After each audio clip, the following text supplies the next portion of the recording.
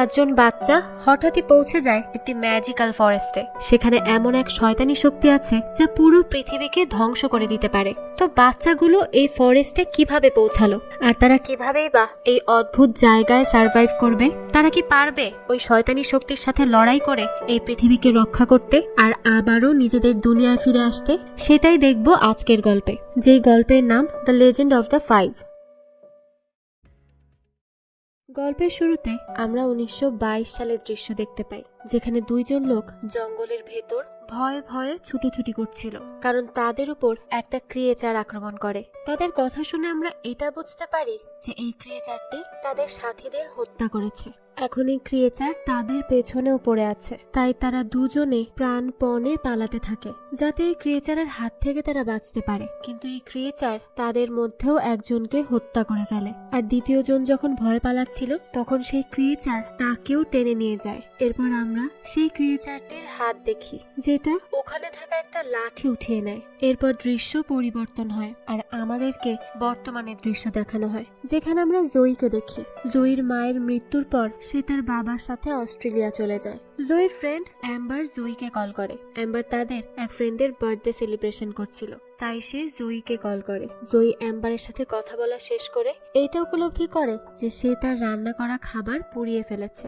আসলে সে তার বাবার জন্য রান্না করছিল, কিন্তু কথা বলতে যেয়ে তার সেই খাবারের কথাই মনে নেই। আর তখনই তার বাবা সেখানে আসে, তাই সে তার বাবাকে খাবারের জন্য আরো কিছুক্ষণ অপেক্ষা করতে বলে। তখন তার বাবা বলে সে বাইরে থেকে লাঞ্চ করে এসেছে, তাই তাকে এত ব্যস্ত হতে হবে না। এই বলে সে চলে যায়। তখন জয়ী তার মায়ের লকেটের দিকে তাকিয়ে থাকে। সে তার মাকে অনেক মিস করে। তো পরের দিন জয়ীদের স্কুল থেকে একটা শিক্ষা সফরের ব্যবস্থা করা হয়। তো তারা সবাই এক্সাইটেড এই শিক্ষা সফরে যাওয়ার জন্য। যথাসময়ে তাদের বাসও চলে আসে। তো জয়ীরা বাসে উঠলে মিসেস বেঞ্জামিন তাদেরকে মনোমিথের কথা বলে। সে বলে পুরাণ মতে পৃথিবীতে এলিমেন্টালিস্টরা শক্তি একটি গাছ থেকে পেয়েছিল, কিন্তু একদিন তারা এক জাদুকর দ্বারা আক্রমণের শিকার হয়, যার কথা শুনে জেভিয়ার বলে তার কাছে সবকিছু কমিক বুকের গল্পের মতো লাগছে।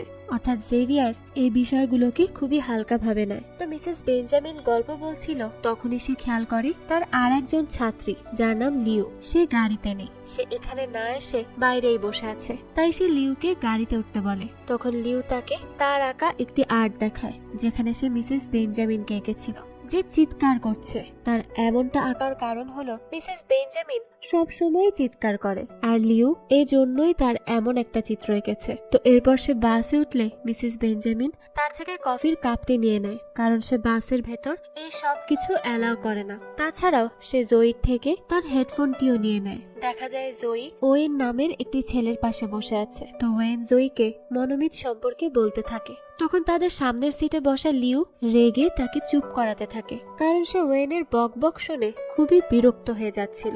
সে আর এই কথা শুনতে পাচ্ছিল না। তো তার কথা শুনে ওয়েন চুপ হয়ে যায়। এরপর দেখা যায় তারা সবাই সেই প্রত্নতাত্ত্বিক মিউজিয়ামে আসে, যেখানে ডক্টর রওসন তাদেরকে সেই জাদুর গাছটির কথা বলে। কিন্তু জেভিয়ার লেকচারে কান্না দিয়ে তার গার্লফ্রেন্ড কেটলিনকে কোলে নেয়, যে জন্য মিসেস বেঞ্জামিন রেগে যায় আর বলতে থাকে এগুলো কি, এখানে একটা কথা বলা হচ্ছে। তো জেভিয়ার বলে সে সব ফালতু মন গড়া কাহিনীতে বিশ্বাস করে না, এই সবই হচ্ছে মানুষের বানানো, এসবের কোনোই সত্যতা নেই। তো এই কথা শুনে মিসেস বেঞ্জামিন রেগে যায় আর জেভিয়ারকে কেটলিনের থেকে দূর করার জন্য তাকে তার সাথে নিয়ে যায়। এরপর ডক্টর রওসন তাদেরকে আবারও মিউজিয়াম ঘুরে দেখাতে থাকে। তখন জয়ী অন্য একটি রুমে চলে যায়, যেখানে লিও আগে থেকেই বসেছিল। তখন জয়ীর পিছু পিছু সেখানে ওয়েনও চলে আসে, তবে সে হঠাৎ করেই তাকে দেখে ভয় পেয়ে যায়। তো তখন তারা সেখানে গল্পের শুরুতে দেখানো সেই এলিমেন্টস লাঠিটি দেখতে পায়। ওয়েন বলে সে বইতে পড়েছে এই লাঠিতে অনেক শক্তি আছে, এটা অনেক স্পেশাল একটা লাঠি। তখন দেখা যায় সেখানে জেভিয়ার এবং কেটলিনও মিসেস বেঞ্জামিনের চোখ ফাঁকি দিয়ে চলে আসে। সেখানে এসেই কেটলিন এবং জেভিয়ার কথা বলতে থাকে, যে জন্য লিও অনেক বিরক্ত হয়ে যায়। আর তাদের ছবি আঁকতে থাকে। আর এই ছবি দেখে কেটলিন রেগে যায় আর সে লিউর সাথে ঝগড়া শুরু করে দেয়। আর এই ঝগড়া দেখে ওয়েন তাদেরকে থামাতে যায়। ঠিক তখনই সেখানে থাকা সেই এলিমেন্টসের লাঠিটি বক্স থেকে মাটিতে পড়ে যায়। জয়ীরা সবাই অবাক হয়ে যায়, বিশেষ করে জয়ী, কারণ তার পাশে থাকা বক্সের ভেতর থেকেই লাঠিটি কোনো প্রকার স্পর্শ ছাড়াই মাটিতে পড়ে গেছে। তারা বুঝতেই পারে না যে এটা কি করে হলো। তো এরপর সে যখন লাঠিটি হাতে নেয় তখন সে লাঠির ভেতর থেকে এক প্রকার আলো বের হতে দেখে। যে আলো তাদের গায়ে পড়ার সাথে সাথে তাদের সবার মুখে আলাদা আলাদা চিহ্ন ভেসে ওঠে, যেটা দেখে তারা সবাই হতবাক হয়ে যায়। তারা বুঝে উঠতে পারে না যে তাদের সাথে এগুলো কি হচ্ছে। তখনই সেখানে ডক্টর রওসন আসে আর তাদের হাতে সেই লাঠিটি দেখে অবাক হয়ে যায় আর তাদেরকে বলে তারা এটা কেন নিয়েছে। তখন জয়ী বলে সে তো এটা স্পর্শও করেনি, এটা নিজে থেকেই বাক্স থেকে নিচে পড়ে গেছে। আর সবচেয়ে বড় কথা হলো এই লাঠিটি পড়ে যাওয়ার আগে সে এখানে হাসির শব্দ শুনতে পেয়েছে। তবে ব্যাপারটা কি তারা কেউই বুঝতে পারছে না। আর তাছাড়াও লাঠির থেকে এক ধরনের আলো বা রশ্মিও বের হয়েছে। তাই তারা ডক্টর রওসনের কাছে জিজ্ঞেস করে এগুলোর কারণ কি, আপনি কি আমাদের বলতে পারবেন? তখন ডক্টর রওসন বলে এই লাঠিটা যেই গোষ্ঠী খুঁজে পেয়েছিল তাদের মতে এটা ট্রি অফ নলেজের শক্তি দিয়ে বানানো হয়েছে।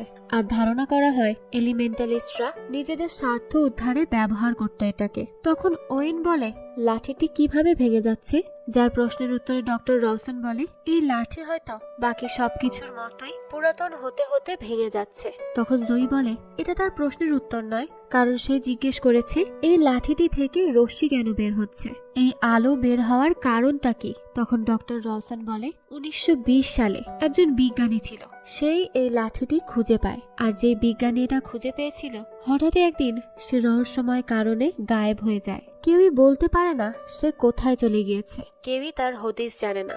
জয়ী বলে এটাও তার প্রশ্নের উত্তর হয়নি। তখন ওয়েন বলে তাদের গায়ে যে চিহ্নগুলো পড়েছিল সেগুলো কি এবং কেনই বা পড়লো। তখন রওসন তাদেরকে অবসিডিয়ান দিয়ে তৈরি একটি কিউব দেখায়, যেটা কোনো এক সময় মাটি খোঁড়ার সময় পাওয়া গেছে এবং এটি একটি অসামান্য জিনিস। জয়ী বলে এই কিউবটি অবসিডিয়ান দিয়ে তৈরি কেন? তখন ওয়েন বলে এর কারণ হলো আগেকার দিনের মানুষরা পাথর দিয়ে তেমন কোনো কাজ করতো না। রওসন তখন বলে তারা এই কিউবের মাধ্যমে সেই লাঠি সম্পর্কে আরো অনেক কিছু জানতে পারবে। যার কথা শুনে জেভিয়ার কিউবটি হাতে নিতেই সেখানে লাইট জ্বলে ওঠে। যেই লাইট দেখে তারা সবাই সেই কিউবে হাত দেয়। সবাই হাত দিলেও জয়ী সেটাতে হাত দিতে চায় না, কারণ তার কোনো কিছুই ঠিক লাগছিল না। আর ডক্টর রওসন বাকিদের ডাকলেও তারা মন্ত্রমুগ্ধের মতো এক ধ্যানে পড়ে যায়। আর জয়ী কিউবে হাত দিতে না চাইলেও সে কিউব থেকে সে তার মায়ের গলার আওয়াজ শুনতে পায়, যে জন্য সেও ইমোশনাল হয়ে যায়। আর এবার জয়ীও ওই কিউবটি ধরে ফেলে। আর তখনই তারা টেলিপোর্ট হয়ে একটি মরুভূমির মাঝখানে এসে পড়ে। তখন কেটলিন প্যানিক করতে থাকে। তো ডক্টর রওসন তাকে তখন বলে শান্ত হও। তখন তারা খেয়াল করে সেখানে একটি জঙ্গল আছে। তো এটা দেখতে পেয়ে তারা ওই জঙ্গলের ভেতরে প্রবেশ করে কোনো সাহায্য পাওয়ার আশায়। তখনই তারা জঙ্গলের ভেতর মারদুক নামের একজন লোককে দেখে, যাকে দেখে তারা প্রথমে কিছুটা ভয় পেলেও এরপর তারা তার কাছে সাহায্য চায় সেখান থেকে বাড়ি ফিরে যাওয়ার জন্য। তখন মারদুক তাদেরকে বলে তারা কে, তাদেরকে তা দেখিয়ে দিতে হবে, আর তাদের সুগন্ধই তাদের জন্য বিপদ ডেকে আনবে। সে তাদেরকে জঙ্গলের গার্ডিয়ান থেকে সাবধান করে। তখন রওসন একটা ভয়ঙ্কর প্রাণীকে তাদের দিকে আসতে দেখে। তখন তারা সবাই সেখান থেকে পালাতে লাগে। আর পালানোর একটা সময় সেই বিস্টটি রওসনকে আঘাত করে। এতে সে সাথে সাথেই অজ্ঞান হয়ে যায়। এরপর ওই বিস্ট বাকিদের তাড়া করতে থাকে। তো পালাতে পালাতে দেখা যায় কেটলিন একটি গাছের সামনে চলে এসেছে, আর সে তখন আর পালাতে পারে না। তখন জয়ী তাকে সেখান থেকে উদ্ধার করে, কিন্তু সে সেখানে আটকে যায়। আর ততক্ষণে বিস্টটি সেখানে এসে তাকে আক্রমণ করতে লাগে। তখন জয়ী সেই গাছটির ভেতর ঢুকে যায়। আর এদিকে রওসনের জ্ঞান ফিরে এলে কিছু ছোট ছোট ক্রিয়েচার তাকে বিরক্ত করতে থাকে। আর এটা দেখে সে রেগে যায়। তাই সে ক্রিয়েচারগুলোকে বলে জয়ীদের খুঁজে বের করতে, কারণ সে জয়ীদেরকে দিয়ে সেই জাদুর লাঠিটির বাকি ভাঙা অংশ খুঁজে বের করাতে চায়। আর তার কথার মাধ্যমে আমরা বুঝতে পারি সে আসলে একজন জাদুকর। আর এই বাচ্চাগুলোকে ভুলিয়ে ভালিয়ে সে এখানে নিয়ে এসেছে। আর তার আসল উদ্দেশ্যই হলো ওই লাঠিটির শক্তি হাসিল করা। এদিকে জয়ীর জ্ঞান ফিরে আসে। তখন সে নিজেকে একটি সুন্দর জায়গায় আবিষ্কার করে। তখন সে তার হাতে একটি সিম্বল ভেসে উঠতে দেখে। এরপর জয়ী সেখানে সেই গাছের নিচে মারদুককে বসে থাকতে দেখে। তো সে তার কাছে গিয়ে জিজ্ঞেস করলে মারদুক বলে এই সিম্বল হলো প্রকৃতির, অর্থাৎ সে প্রকৃতিরই সন্তান। আর জয়ীর কাছেও মারদুকের মতো শক্তি রয়েছে। তারা হলো আর্থ এলিমেন্টালিস্ট, যে শক্তি দ্বারা সে প্রকৃতির মাঝে মিশে যেতে পারবে, প্রকৃতিকে নিরাময় করতে পারবে, অর্থাৎ প্রকৃতিকে রক্ষা করার শক্তি তার মধ্যে রয়েছে। আর এখানকার একটা গাছই সব গাছ, অর্থাৎ এখানকার গাছেদের শিকড় মাটির মধ্যে একে অপরের সাথে মিশে আছে, তারা সবাই এক। এরপর সে জয়ীকে একটা গল্প বলতে থাকে। সে বলে একজন জাদুকর ট্রি অফ নলেজের গার্ডিয়ান হিসেবে কাজ করেছিল। মারদুক এবং তার 4 সাথী মিলে পাওয়ার অফ এলিমেন্টস এর শক্তিকে ব্যবহার করার উপায়ও শেখে। তারা শক্তি সম্পর্কে আরো অনেক কিছু শিখতে চেয়েছিল পৃথিবীকে নিয়ে।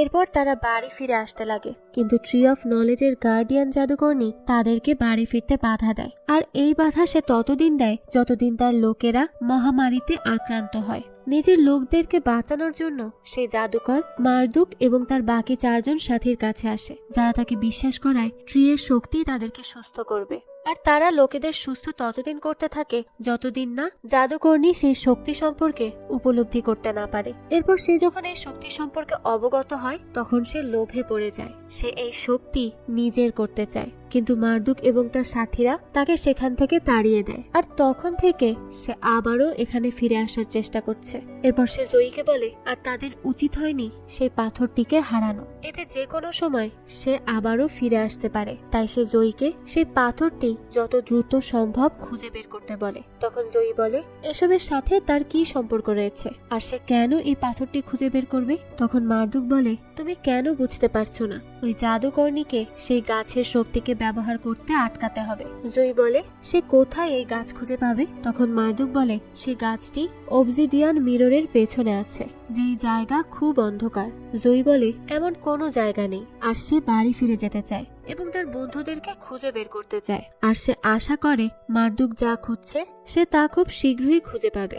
সে আর এসবের মধ্যে নেই। যার কথা শুনে মারদুক বলে তাকে এখান থেকে বাইরে যেতে হলে আগে এর ভেতরে যেতে হবে, আর সেই বিস্টকে কনফিউজ করতে হবে। তো এর কথা শুনে জয়ী চলে যাওয়ার আগে তার মুখে এবং গায়ে কাদা লাগিয়ে নেয়। এরপর সে সেখান থেকে বের হয়ে তার বন্ধুদের খুঁজতে থাকে। তো যাত্রাপথে তার সাথে ডক্টর রওশনের দেখা হয়। জয়ী বলে আগে তাকে তার বন্ধুদের খুঁজে বের করতে হবে।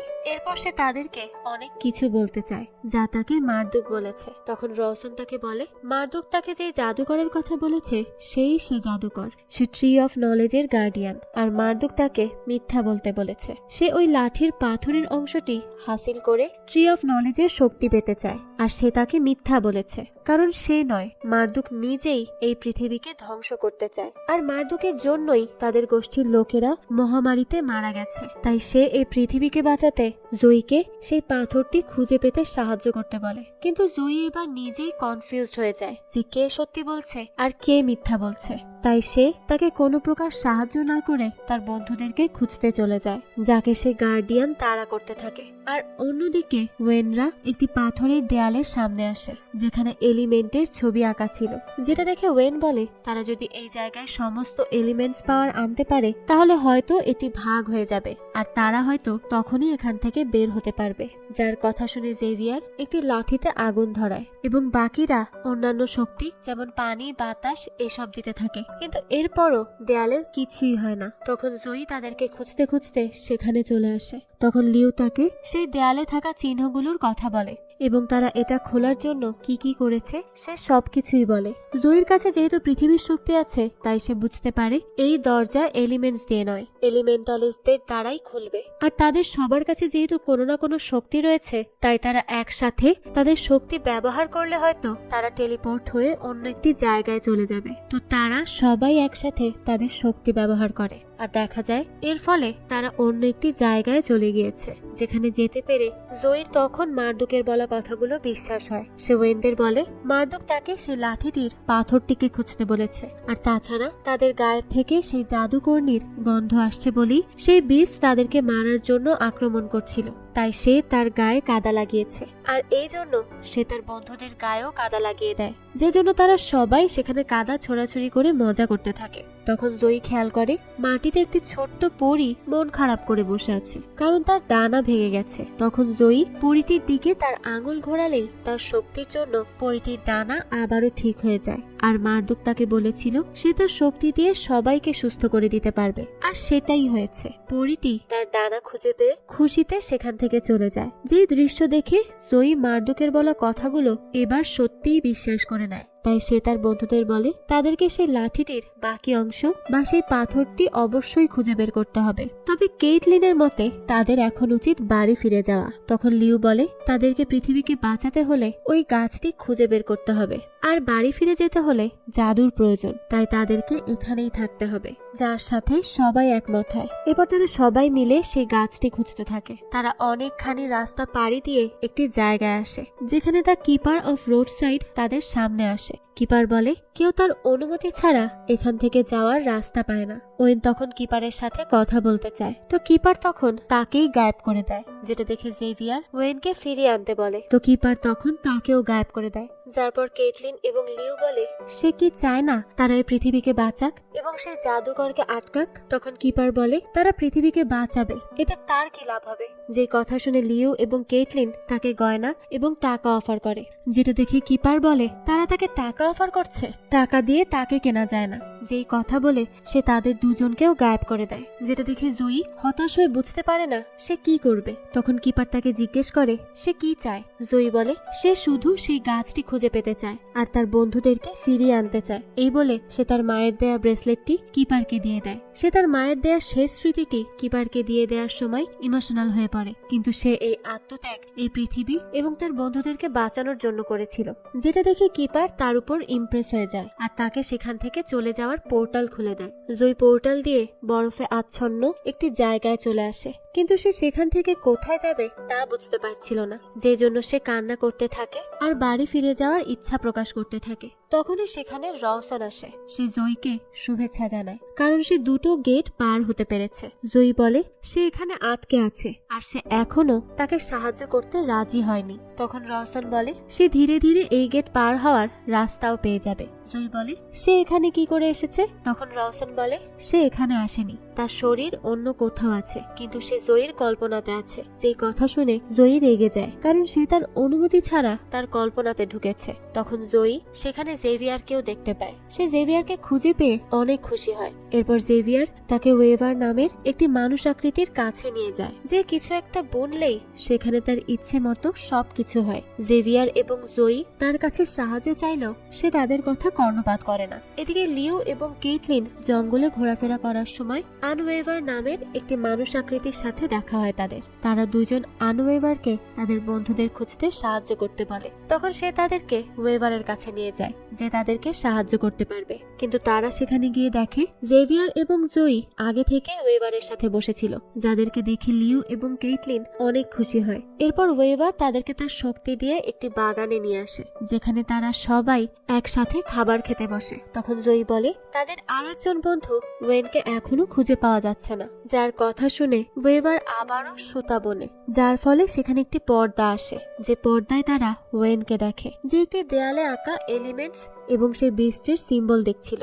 আর তখনই তার পেছনে সেই বিস্টটি চলে আসে, যে তার উপর আক্রমণ করবে। এর আগেই জয়ী সেই পর্দা ব্রেক করে, যার ফলে একটা পোর্টালের সৃষ্টি হয়, আর ওয়েন সেই পোর্টাল দিয়েই সেখানে চলে আসে। এরপর যখন বিস্টটি সেখানে চলে আসছিল, তখন আনওয়েভার ওয়েভারকে ডাকে। তখন সে তাড়াতাড়ি সেই পোর্টালটি বন্ধ করে দেয়, যে জন্য সেই যাত্রায় তারা সবাই বেঁচে যায়। এই জন্য তারা তাদেরকে ধন্যবাদ জানায়। এরপর জয়ীরা সবাই সেখান থেকে চলে যায়। দৃশ্য পরিবর্তন হয় আর আমাদেরকে সেই রওশনকে দেখানো হয়, যে ট্রি অফ নলেজের সামনে গিয়ে চিৎকার করতে থাকে আর বলতে থাকে এটা তার বাড়ি ছিল, আর সে বিশ্বাস করতে পারছে না সে এখন তার বাড়িতে প্রবেশও করতে পারে না। তাকে তার বাড়ির বাইরে লক করে দেওয়া হয়েছে, আর এই লক খোলার জন্য সে বাচ্চাদেরকে নিয়ে এসেছে, যেটা সে করতে চায় না, কিন্তু তাকে বাধ্য হয়েই এইসব করতে হয়েছে। তাই এখনই এসব বন্ধ করে তাকে ভেতরে প্রবেশ করতে দেওয়া উচিত। কারণ সে এগুলো আর মেনে নিতে পারছে না। কিন্তু ট্রি অফ নলেজের থেকে কোনোই উত্তর আসে না। তাই সে রেগে তার জাদুবিদ্যা দিয়ে সে পাওয়ারফুল শিল্ডটি ভাঙতে চায়, কিন্তু এতে সে ব্যর্থ হয়। এদিকে রাত হয়ে যাওয়ায় জয়ীরা একটি জায়গায় বসে থাকে। তারা সেখানেই বিশ্রাম করতে থাকে। তারা সেই রাত সেখানেই কাটিয়ে দেওয়ার সিদ্ধান্ত নেয়, যেখানে ওয়েন লিউকে বলতে থাকে তার দেখা সেই সিম্বলগুলোর কথা। ওয়েনের মতে অনেক আগে এখানে মানুষ বসবাস করত, যারা হয়তো কোনো মহামারী বা দুর্ভিক্ষের কারণে মারা গিয়েছে। তখনই সেখানে ডক্টর রওসন চলে আসে, যে জয়ীর কল্পনাতে তার সাথে কথা বলে। রওসন তাদেরকে বসে না থেকে সেই পাথরটি খুঁজে বের করতে বলে। জয়ী বলে সে যদি তাদেরকে বলে সেই অবসিডিয়ান মিররের অন্ধকার জায়গাটি কোথায়, তাহলেই সে তাকে হেল্প করবে, তাছাড়া না। আর তারা আজ এখানেই থাকবে, কারণ এটাই তাদের কাছে নিরাপদ স্থান মনে হচ্ছে। কিন্তু রওসন বলে এই জঙ্গলের কোনো কিছুই নিরাপদ নয়, যখন তখন তাদের উপর যে কোনো বিপদ আসতে পারে।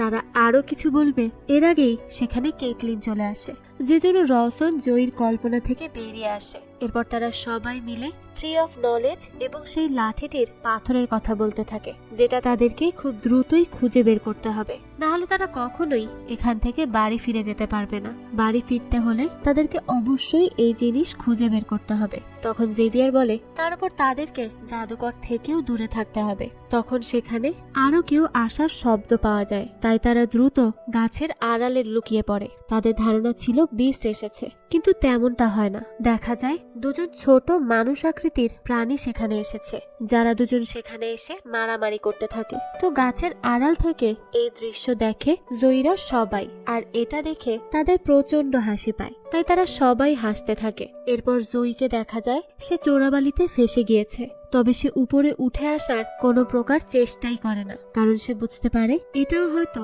নতুন কোনো লেভেল। তাই সে শান্ত থাকে আর এই লেভেল ক্রস করার কথা চিন্তা করতে থাকে। তখন রওসন এসে তাকে সেখানে যেতে বলে, যাকে দেখে লিউ বলে এটাই হয়তো তাদের খোঁজা সেই অন্ধকার জায়গা। কেটলিন বলে সে কি করে জানে এটা সেই জায়গা। তখন লিউ বলে এটা যে সেই জায়গাটি নয় সেটাও তো তাদেরকে কেউ বলেনি। এই বলে তারা সবাই সেখানে দাঁড়ালে ধীরে ধীরে তারা মাটির নিচে চলে যায়, যেখানে গেলে কেটলিন আয়নায় তার প্রতিবিম্ব দেখে, যে তাকে বিভিন্ন ভাবে ম্যানিপুলেট করতে চাইছিল। কিন্তু কেটলিন তার শক্তি দ্বারা সেখানে আগুন লাগিয়ে দেয়, আর তার প্রতিবিম্ব চলে গিয়ে সে হুঁশে ফিরে আসে। আর অন্যদিকে জেভিয়ারকে তার বাবার চলে যাওয়ার কথা বলে দুর্বল করে ফেলতে লাগে। তখন কেটলিন গিয়ে জেভিয়ারকে তার গরম হাতে স্পর্শ করলে জেভিয়ারেরও হুঁশ ফিরে আসে। এরপর তারা লিউ এর কাছে যায়, যাকে তার প্রতিবিম্ব বলে সে কেন মানুষকে বিশ্বাস করছে। মানুষ ধোঁকাবাজ এবং বিশ্বাসঘাতক, তারা যে কোনো সময় লিউ এর ক্ষতি করে দিবে। তাই সে লিউকে তার সাথে আয়নার ভেতরে চলে আসতে বলে। লিও তার কথার ফাঁদে পা দিয়ে সেখানে চলে যাবেই, এর আগেই কেটলিন সেখানে চলে আসে আর তাকেও তার হুঁশে ফিরিয়ে আনে। এরপর তারা ওয়েনকেও বাঁচিয়ে নেয়, কিন্তু দুর্ভাগ্যবশত জয়ী তার প্রতিবিম্বের সাথে আয়নার ভেতরে চলে যায়। তারা আর জয়ীকে আটকাতে পারে না, তাই তাকে বাঁচানোর জন্য কেটলিনও সেখানে চলে যায়। সে জয়ীকে মন খারাপ করে খাটের উপর বসে থাকতে দেখে, তাই তাকে সে জিজ্ঞেস করে সে এখন কোথায় আছে। যার প্রশ্নের উত্তরে জয়ী বলে তার এখানেই থাকার কথা, আসলে এটা তার মায়ের বাড়ি। জয়ী বলে স্কুল থেকে ফিরে এসে সে এবং তার মা একসাথে বসে স্ট্রবেরি খেত। সে তার মাকে খুব মিস করে, আর এখানে তার মা আসবে। তখন কেটলিন তাকে বোঝায় এই সব কিছুই ইলিউশন, তাদেরকে মূল কাজ থেকে বিরত রাখার জন্যই এটা করা হচ্ছে। যার অনেক বোঝানোর পর জয়ী সেখান থেকে তার সাথে বেরিয়ে আসে, যার পর তারা সবাই একটি পোর্টাল দিয়ে সেখান থেকে বাইরে বের হয়। এরপর তারা সবাই একটি সমুদ্রের তীরে এসে পৌঁছায়, যেখানে তারা কিছুক্ষণ হাঁটাহাঁটি করার পর পানির মধ্যে একটি বক্স খুঁজে পায়। তারা সেই বক্সটি তীরে নিয়ে আসলে রওসন সেখানে চলে আসে। সে জয়ীকে তার কল্পনায় বলতে থাকে বক্সটি খোলার জন্য। জয়ী বক্সটি খোলার কথা বললে লিউ বলে এটি তাদের সবাইকে একসাথে শক্তি ব্যবহার করে খুলতে হবে, যেমনটা তারা দেয়ালের সময় করেছে। তারপর তারা সবাই মিলে তাদের শক্তি ব্যবহার করে ওই বক্সটি খোলে, কিন্তু সেখানে কোনো প্রকার পাথর দেখতে পায় না, যেটা দেখে তাদের সাথে সাথে রওসনও চমকে যায়। তারা ভেবেছিল এর মধ্যেই হয়তো সেই পাথর থাকবে, কিন্তু তারা তা পায় না। তাই সে তাদের সামনে এসে বলে নিশ্চয়ই এর আগে আসা স্টুডেন্টরা এটা ভেঙে ফেলেছে।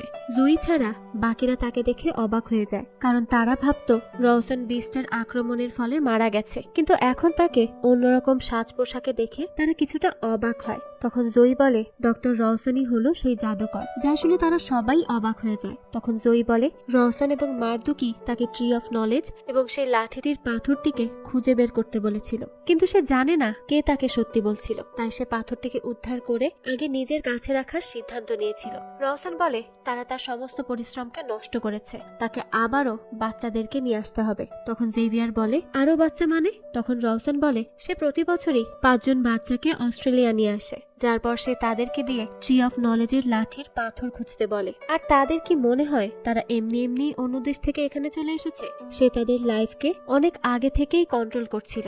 আর না হলে লিওয়ের পরিবারের হঠাৎ এখানে ট্রান্সফার হয়ে যাওয়া, জেভিয়ার তার হারিয়ে যাওয়া বাবাকে 10 বছর পর এখানে খুঁজতে আসা, আর ওয়েনের পরিবারের হুমকি পেয়ে এখানে চলে আসা, এবং জয়ীর মায়ের মরণ ব্যাধি ক্যান্সার হওয়া, এই সবই তার কারণে হয়েছে।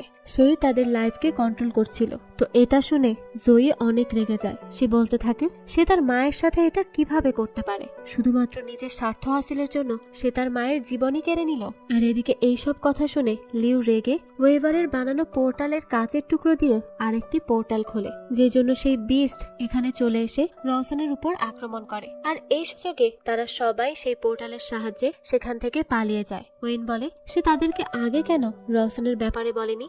জয়ী তখন তার কাছে এই কথা গোপন করার জন্য ক্ষমা চায় এবং বলে সে নিজেও কনফিউজড ছিল, তাই সে তাকে কিছুই জানাতে পারেনি। তখন লিউ বলে রওশন এত বছর ধরে সবাইকে ম্যানিপুলেট করে আসছে, তাই এটা বুঝতে পারা তার জন্য কঠিন ব্যাপার। তখন সেখানে বেহেমত অর্থাৎ সেই গার্ডিয়ান বিস্ট আসার শব্দ হতে থাকে। এতে তারা সবাই ভয় পেয়ে যায়। তখন জয়ী বলে বেহেমত ভাবছে তারা হয়তো রওশনের সাথে জড়িত আর তার হয়েই কাজ করছে, তাই সে তাদেরকে মারতে চায়। এই বলে সে উপরের দিকে তাকালে সেই পরীটিকে দেখে, যাকে সে তার শক্তি দিয়ে সুস্থ করে তুলেছিল। তখন তার মারদুকের বলা কথা মনে পড়ে, যেখানে সে বলেছিল সবকিছুই পৃথিবীর সন্তান, তাই এই বেহেমতও পৃথিবীর সন্তান। তাই সে বাকিদেরকে তার পেছনে যেতে বলে। সে বেহেমতের সামনে এসে দাঁড়ায়। বেহেমত তাদেরকে আক্রমণ করতে গেলে সে তার শক্তি দিয়ে তাকে বাধা দেয়, যাকে দেখে গার্ডিয়ান বেহেমত বুঝতে পারে জয়ী ট্রি অফ নলেজের আরেকজন গার্ডিয়ান, যে জন্য সে কিছুটা শান্ত হয়। তখন জয়ী বেহেমতের পেটে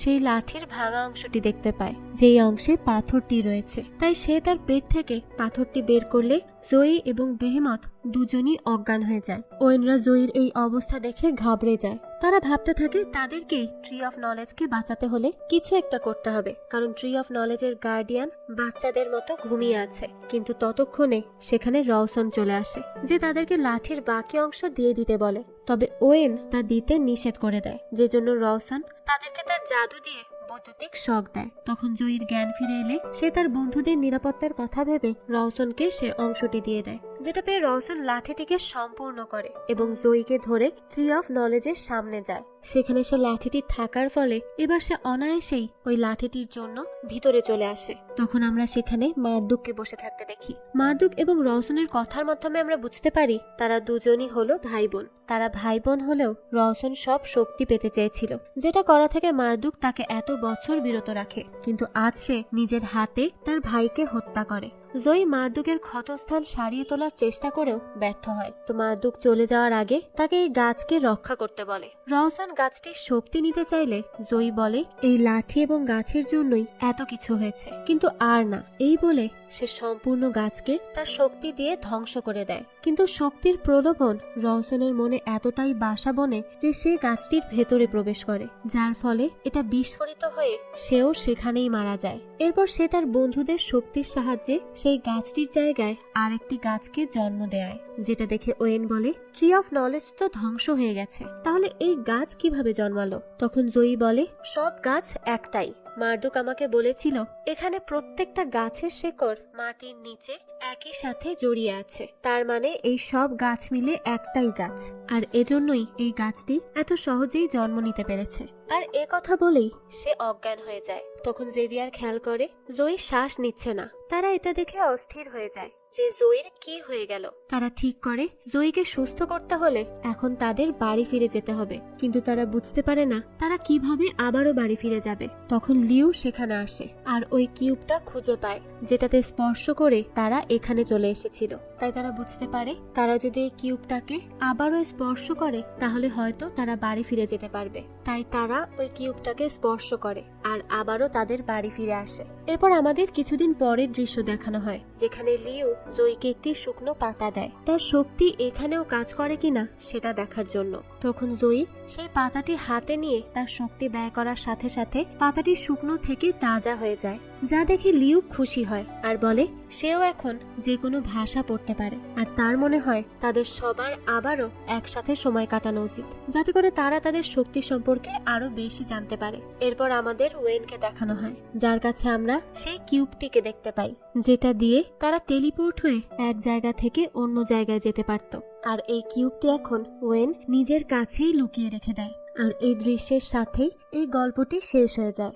অসাধারণ শক্তির অধিকারী এই 5 জন বাচ্চার গল্প আপনাদের কাছে কেমন লেগেছে সেটা কিন্তু অবশ্যই আমাদেরকে কমেন্ট করে জানাবেন। যদি এতটুকু ভালো লেগে থাকে তাহলে একটি লাইক দিয়ে যাবেন। আমাদের চ্যানেলে কিন্তু প্রতিনিয়তই নতুন নতুন ভিডিও আপলোড করা হয়। এই সব ভিডিওর আপডেট যদি পেতে চান তাহলে আমাদের চ্যানেলটিকে সাবস্ক্রাইব করে বেল আইকনে অল দিয়ে রাখতে কিন্তু ভুলবেন না। আজকে তাহলে এই পর্যন্তই, দেখা হচ্ছে নতুন কোনো ভিডিওতে। সেই পর্যন্ত সবাই ভালো থাকবেন। ধন্যবাদ।